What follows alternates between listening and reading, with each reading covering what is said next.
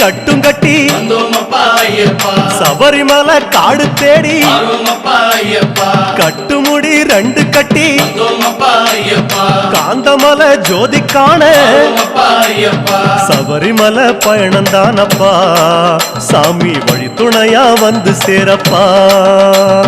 சபரிமலை பயணந்தானப்பா சாமி வழி துணையா வந்து சேரப்பா